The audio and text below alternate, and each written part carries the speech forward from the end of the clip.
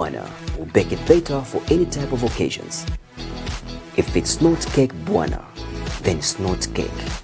Order yours now on 0975 145 002. 0975 145 002. Cakes by Cake Bwana. Looking for a modern security company that offers comprehensive security solutions? Then BlackRock Security Services Limited is the company that will provide that fast-growing high-tech security protection and innovation you need. Our service delivery and implementation are fundamental to our impressive record of accomplishments. We are a professional, dedicated, qualified, and experienced security service company. We managed to galvanize a lot of support around and ensured that the people came to hear the message that they should have heard. And I'm happy to report that Samfia is now pro-opposition. It is now not a place where people can take lies and expect to get out with it. So congratulations to all those that made it happen, but congratulations to Zambian people for heeding the call to come and listen to the message of hope which we gave on that particular day. Right. And this time in that fashion, and they were threatened. Whoever will allow Karaba to come on this radio program is going to be hacked. So they were all terrified, and I told them, let them come back if they want. But I want to say thank you very much to Bishop Edwin Mulandu. I think the bishop was very resolved. He said this behavior is uncalled for, and the following day he went personally to report the issues at the police station. So we are following through to try and see what will happen to those panga voting cadres, whether the police are going to enforce the law or whether they are going to be let scot-free because the UPND cadres, we are yet to see. But one thing that we sent clearly to those cadres was that we as citizens first, we are not going to be intimidated. We are not going to be stopped by anybody trying to use unorthodox methods of using pangas. That is not going to scare us away. They say pafo abantu, pashala abantu. We are the ones Zambia is counting on. The people must know that we have to talk for them. And no amount of intimidation is going to stop us from talking for the people. Because that is the job that we have chosen. We will do it regardless of the odds. Let me take you back to Samfia, where, yes, you had a very successful rally and you were supported by some UCA members, in particular, one of the members of the COP, that's Council of Presidents, the 60th Republican President, Dr. Edgar Chagwa Lungu, was with you, and you made him to be your guest speaker. I'm raising this particularly to begin to speak to your seemingly newly found special relationship with him, which doesn't seem to sit well with a number of people. I've kept hearing and reading on social media that people can't trust you because you seem to be working with the former president whom you walked away from. Maybe the two of you may have reconciled, and people don't understand the special relationship that you are currently enjoying. And also it would appear that some members within the former ruling party don't feel very comfortable with your association, your association with the former president. I'd like you to speak to these things because we keep seeing them popping up on social media every so often. First of all, I would like to answer your question from the perspective of people not being happy with me associating with President Lungu, especially from the Patriotic Front. That is not my problem. And I think that is not the problem of the former president. We have agreed that there are certain situations that call for unity. There are certain times when my own personal differences should not subdue the will and the good of the nation. So yes, some people will not like it that me and the former president are working together within COP. That will not disturb us. That will not bother us. For those who are peddling articles, who are writing stories against me and saying Harry has said this, you know, like after the same rally, there was a statement which the former president made. And there's an article which was written on my behalf that Harry Kalaba said he was almost grabbing the mic. So when the journalist on Radio Kasama, when I was in Northern Province, was asking me 2 days ago, I was shocked that such a lie could be concocted because nothing of that sort happened. But people would want to draw blood where they shouldn't be blood drawn. And why people want me and the former president not to work together, it's only them that can explain their apprehension. President Lungu during the rally made it very clear that we are going to work together and that we will not allow anybody to come in between us and in between the WUKA partners, because what is before us is bigger than the interests of those individuals who only want to acquire or achieve their own selfish intentions. Yes, sir, I resigned from President Lungu's government. And I said I was not comfortable to work with him or to continue being minister at that time.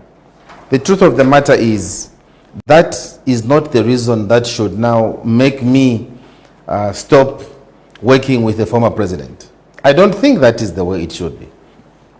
The former president and I are working in the opposition.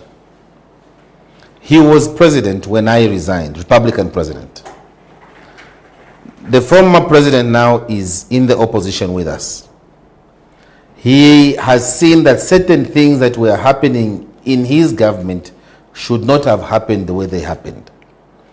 There is enormous wisdom that the former president has, having been president of the republic and now being in the opposition.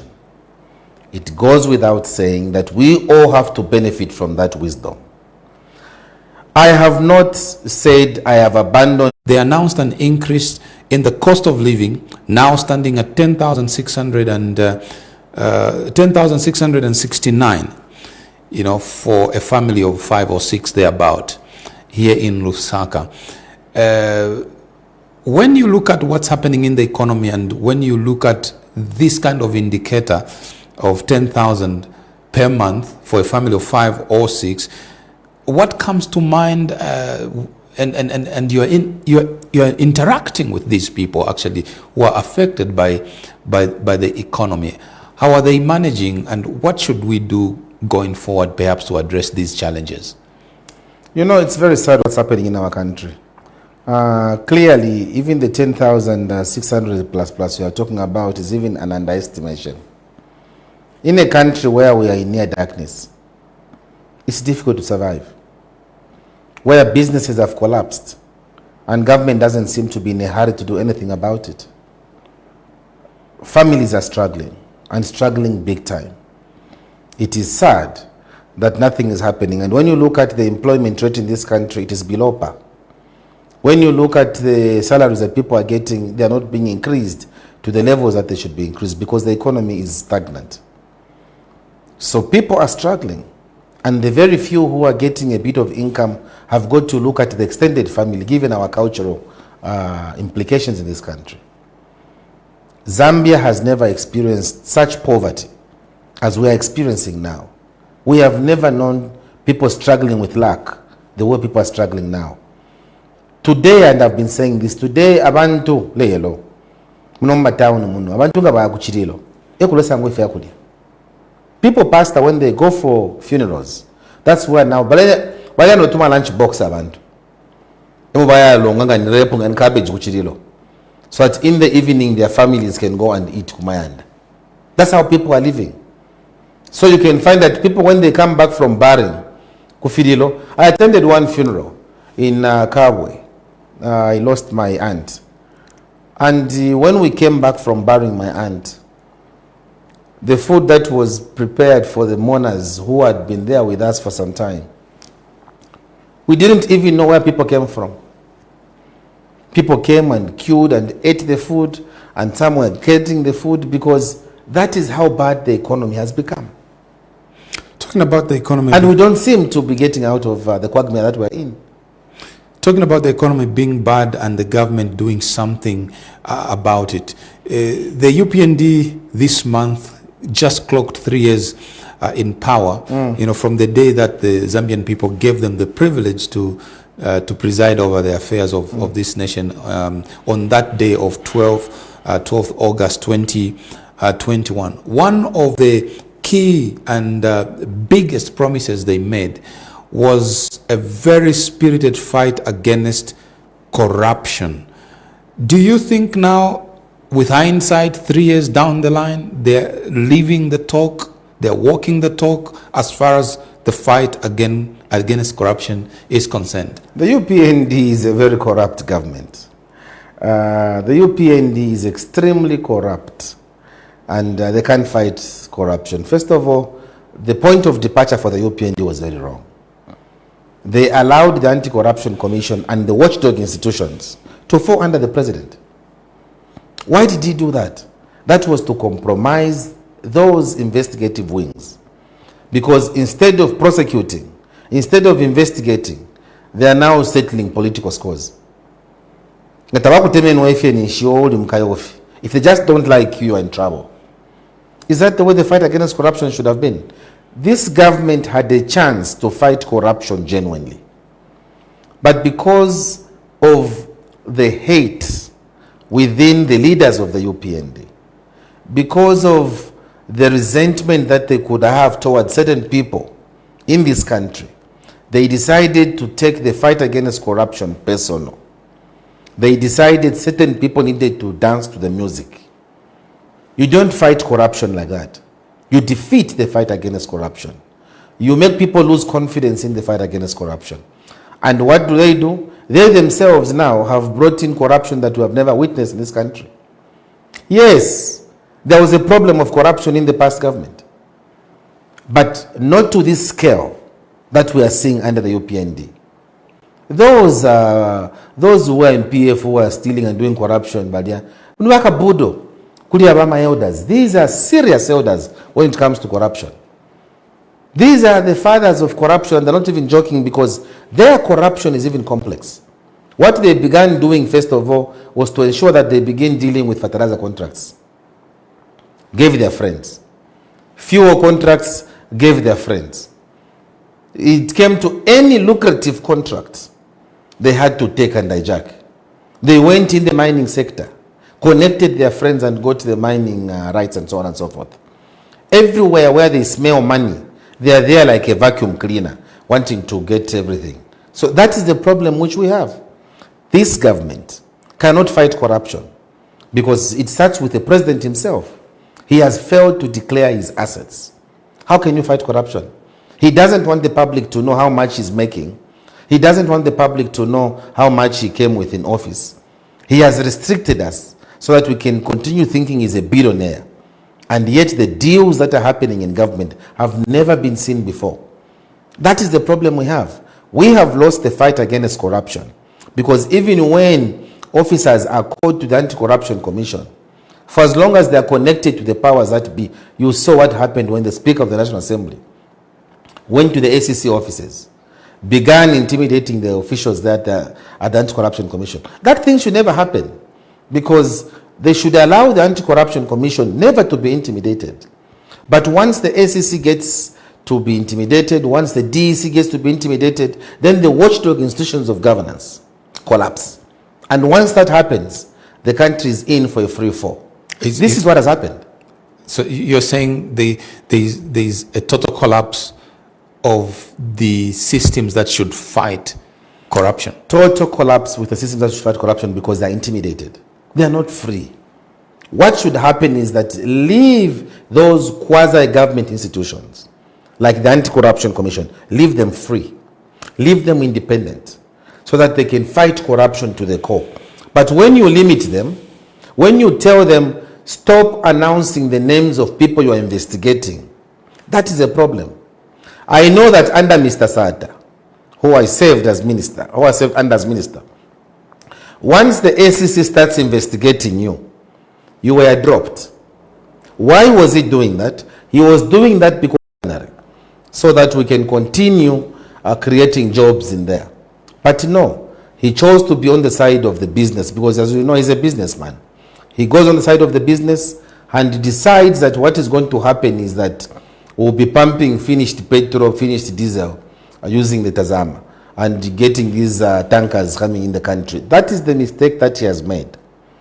Because just with those decisions I'm talking about, he condemned the economy to a place where it will be difficult to retrieve it.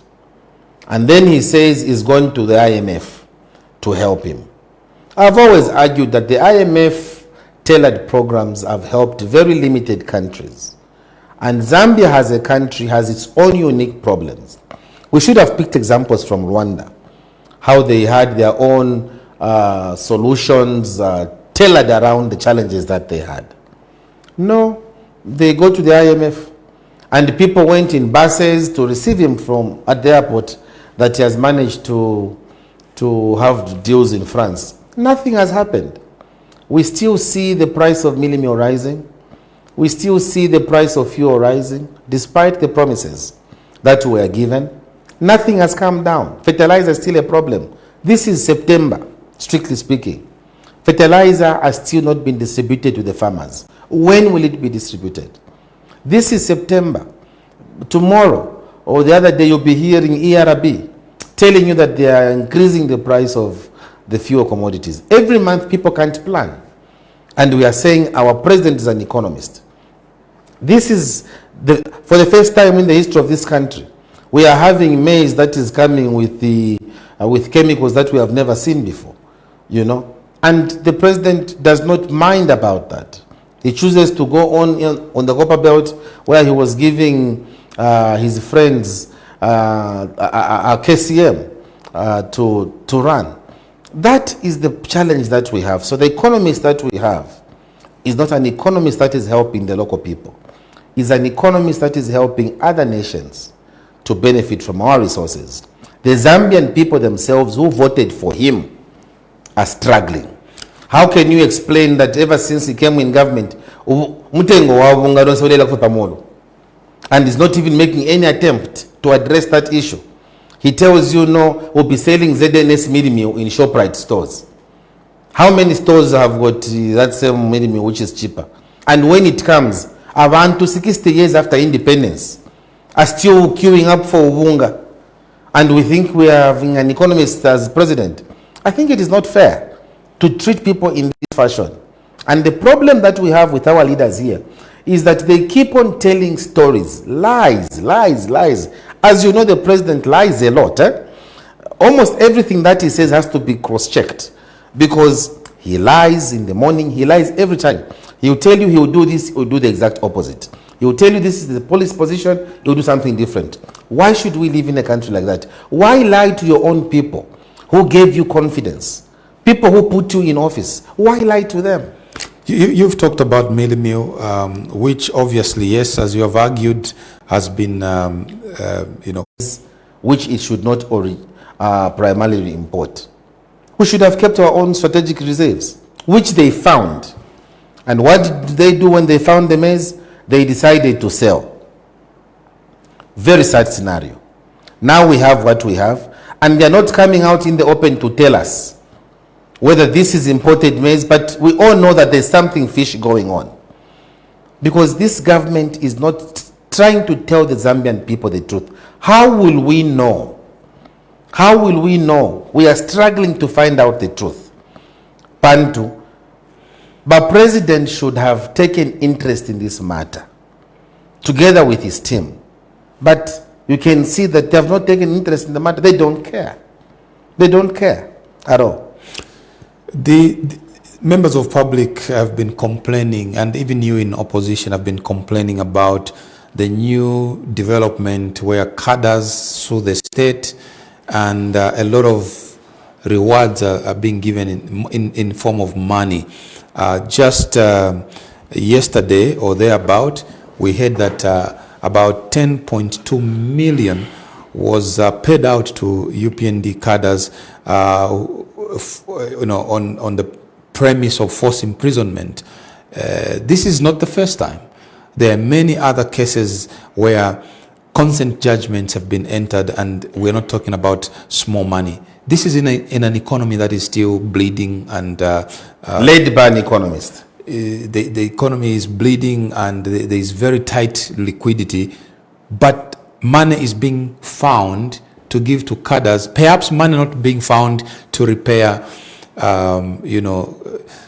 cancer, machines at UTH. As a leader and the president in waiting, are these some of the decisions you're going to do? There were those who were trying to attack you in Mpika with machetes. You think some of your members are also going to sue your government for this kind of thing? These people are not serious.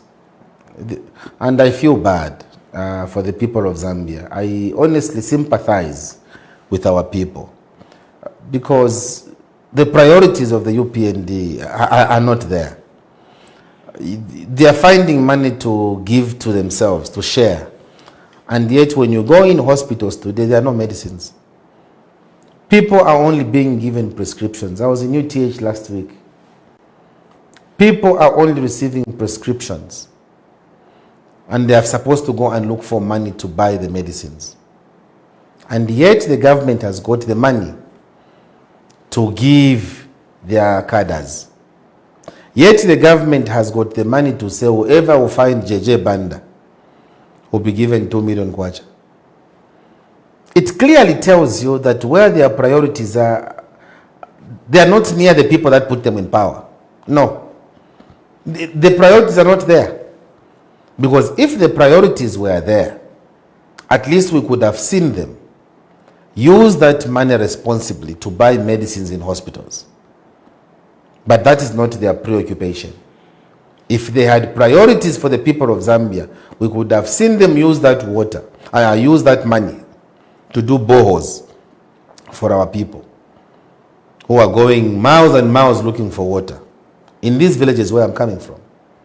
But the priorities are not there. So they are sharing money. And the problem with our leadership, especially our president, especially the president, Mr. Hichilema, is that all he wants is just to do politics. Everything he does is laced with politics. He wants to look more popular. He wants to have more Facebook likes. He wants to, that is the problem. He has not settled in the job.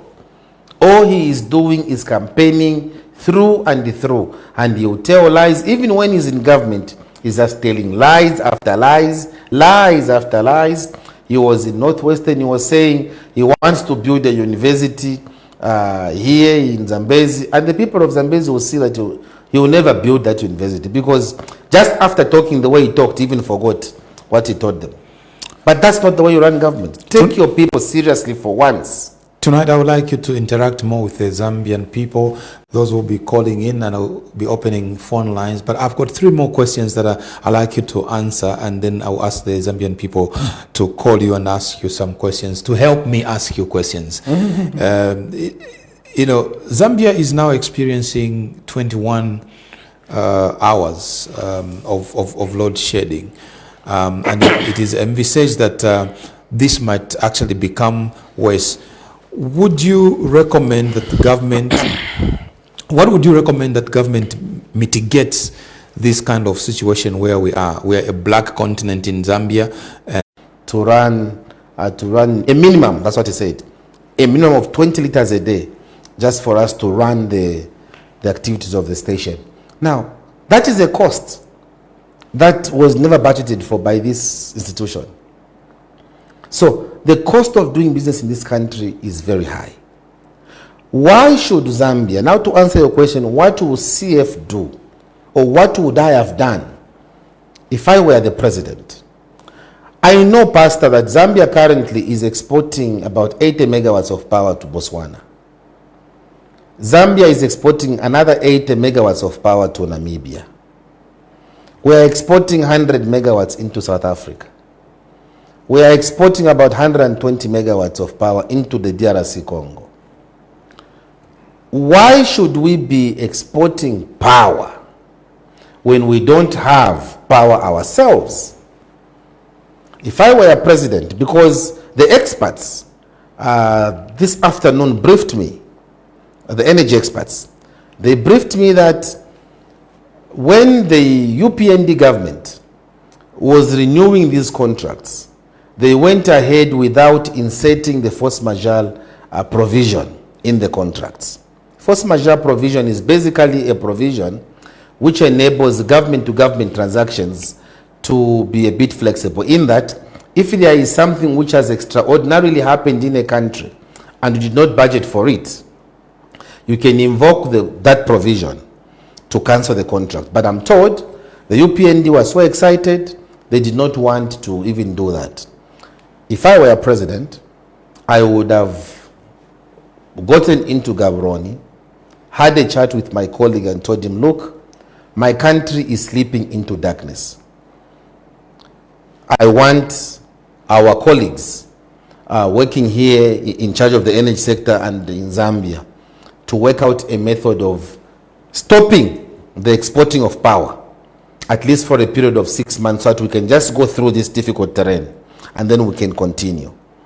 I'm sure that's why we have bilateral relations. That's why they are ministers of foreign affairs. You can even use your foreign minister to go and advance that argument. But that is not happening. They would have gone to Namibia and said we are stopping this exercise, because there is no load shedding there in Namibia right now, because we are giving them 80 megawatts of power every day when we don't have it here. Why should Zambia be experiencing 21 hours of load shedding?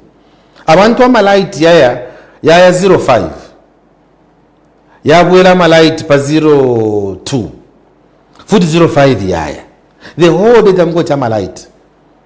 How do you buy your relish and store? How do you run your economy, Muchalo, where now the cost of living is so high? And this government is not feeling for our people. That is the problem. I was trying to call a colleague for the last 2 days. I could not get through the line and I was getting worried. I even told the colleague to say, no, I am worried because I was trying to call you and you are not picking. He's busy talking to, but this is what he should have done. He should have already started talking to everybody. Diplomacy, especially economic diplomacy, requires you to talk to everybody without exclusion. I see you look very passionate and charged around the power issue. I feel bad because it is affecting the ordinary people. People are dying in hospitals. People are dying in homes.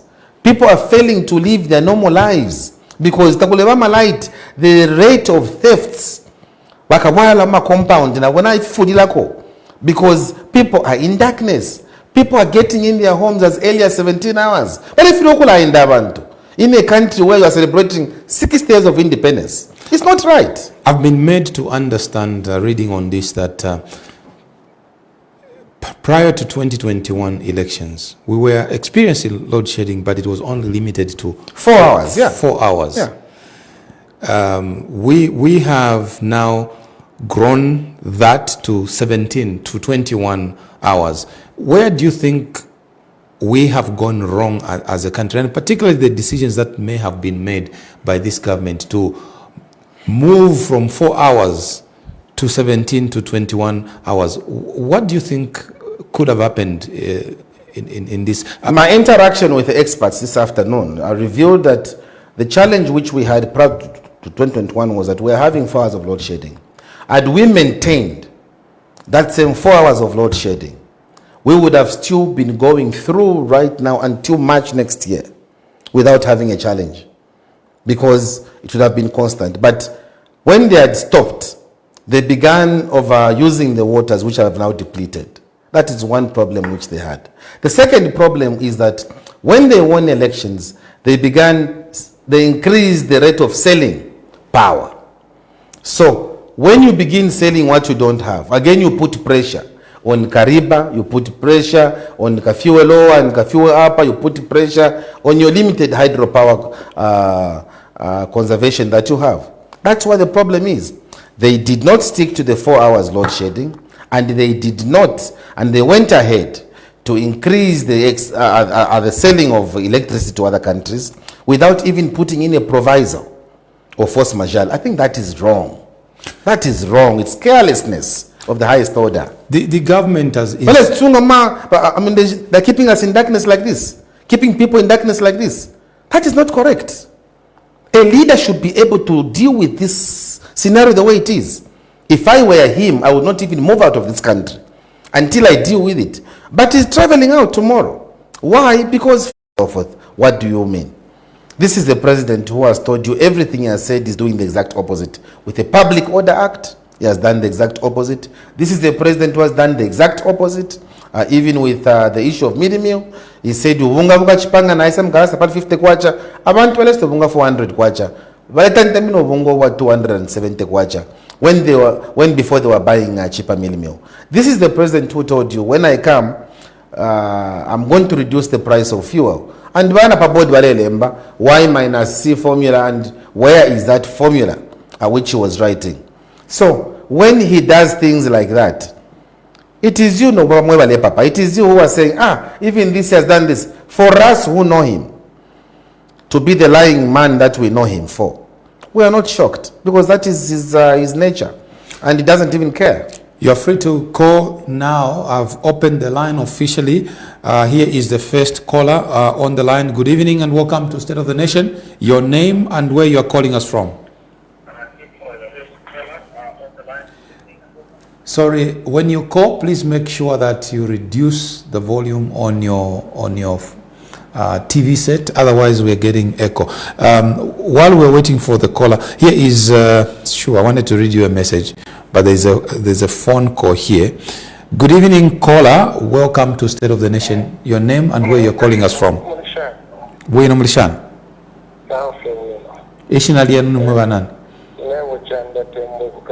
Kokabwe bachanda tembwe. Please go ahead.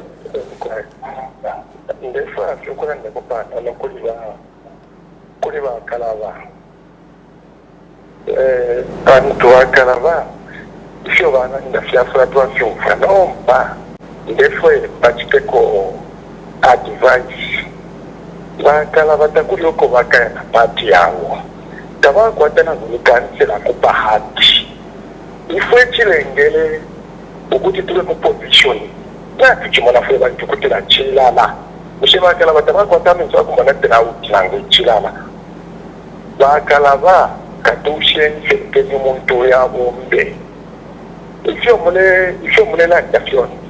saying, Mr. Kalaba, what is your advice to your brother H.H. Gibson Biemba from Kaoma?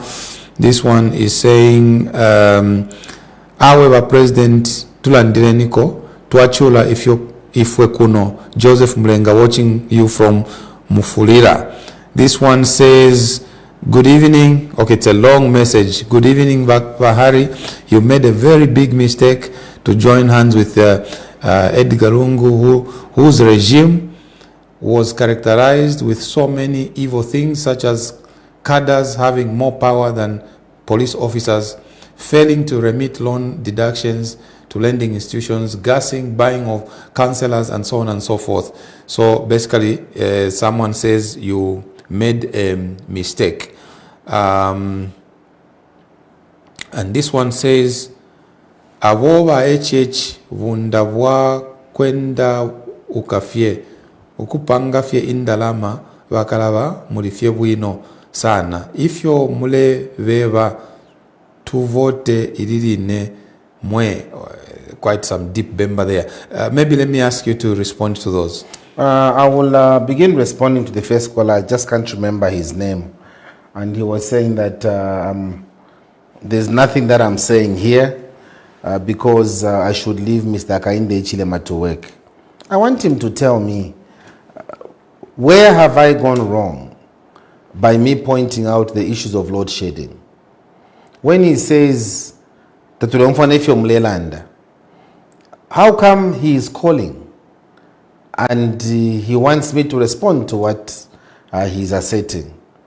Chinga chakutira limo tuleba serious nefinto bachira bonfe chiwe mbabo limotule ba serious nolo le tuma ku TV station ufilo waba serious wakutumala because ababa le ntumina phone yaba balenje bathi kuba athi tamakwata support, it's okay, but elo mle ntumina phone muli load shedding imomo bale tuma phone nishi mwate menoko afu abantu abarechita enjoy kula batumbilikisha ukunkanya pokulya imwena mwika na family yenu olo imwebe ni mwatumine phone tabamile kana bakashiwe no bali mupepi bale ni batimwe efira mieba pantu mulimu afita tamwishiwe na marentos month and na ipwaino tamula sonkera nenganda ni mwe mule ituma kutwala akanwa twika na tondolo ngatwalanda pati yo mule amba makumba.